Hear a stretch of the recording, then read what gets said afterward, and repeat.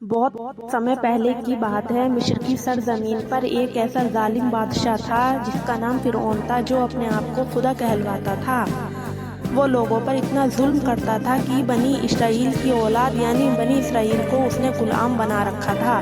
فرعون نے حکم دیا کہ ہر نوجات لڑکے کو مار دیا جائے تاکہ کوئی اس کے خلاف نہ کھڑا ہو۔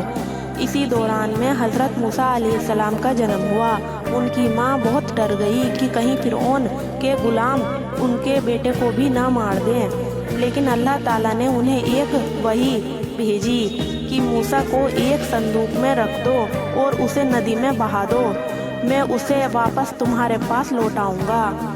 وہ صندوق نیل ندی میں بہتا ہوا فرعون کے محل تک گیا۔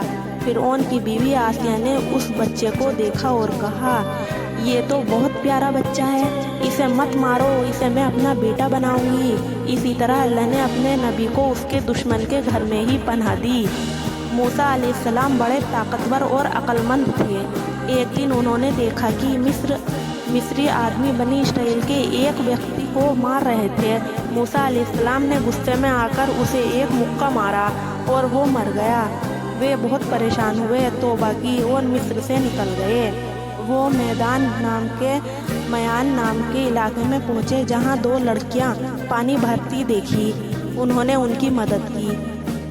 ان کے بابا جو کہ ایک نیک شخص تھے کہا کہ وہ حضرت شعیب علیہ السلام تھے۔ نہ موسیٰ علیہ السلام اپنی بیٹی سے نکاح کرانے کو کہا۔ موسیٰ علیہ السلام کئی سال وہیں رہے، محنت کی اور نیکی زندگی گزاری۔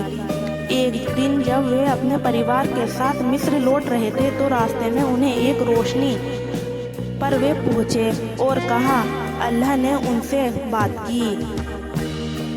وہ کوہ طور تھا۔ اللہ نے ان سے وہاں پر پہلی بار ملاقات کی بات کی، اے موسیٰ، میں ہی تمہارا رب ہوں، اپنی جوتیاں اتار دو، تم پاک گھاٹی میں ہو۔ پھر انہیں پیغمبری دی گئی اور حکم دیا گیا، اے موسیٰ، تم فرعون کے پاس جاؤ اور اس سے کہو وہ میرے بندوں کو آزاد کر دے۔ موسیٰ علیہ السلام اپنے بھائی ہارون علیہ السلام کو ساتھ لے کر فرعون کے پاس گئے۔ انہوں نے کہا، اللہ کا پیغام سنو اور توبہ کرو۔ پھر فرعون نے گھمنڈ میں کہا، کیا میرے سوا کوئی اور بھی خدا ہے؟ موسیٰ علیہ السلام نے اللہ کے حکم سے معجزے دکھائے۔ ان کی لاٹھی زمین پر ڈالنے سے اجگر بن گئی، ان کا ہاتھ نکالنے پر نور چمکتا۔ فرعون نے اسے جادو کا نام دیا اور اپنے جادوگر بلائے۔ جب فرعون نے موسیٰ کا معجزہ دیکھا تو سجدے میں گر پڑے اور بولے، ہم موسیٰ اور ہارون کے رب پر ایمان لائے۔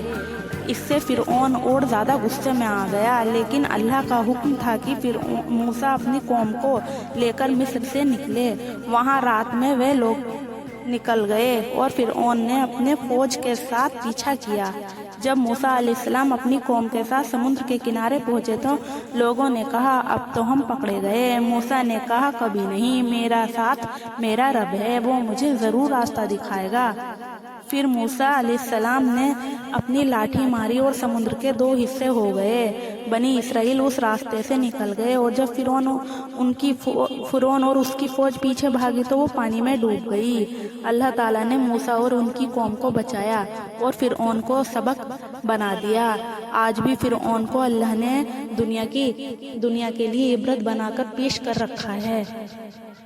السلام علیکم۔